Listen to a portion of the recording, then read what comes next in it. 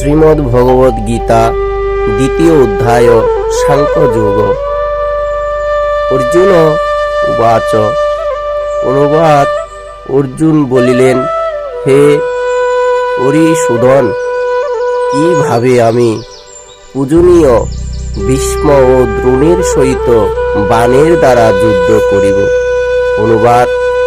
মহাত্মা গুরুজন বধ না করিয়া ইহলোকে ভিক্ষা করিয়া খাওয়াও ভালো, অথচ ইহাদিগকে বধ করিলে ইহাদের রক্ত মাখা অর্থ ও রাজ্য ভোগ করিতে হইবে।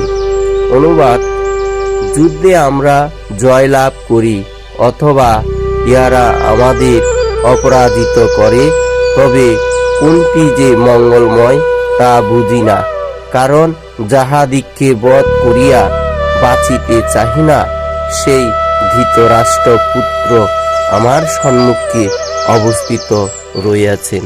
জয় গীতা।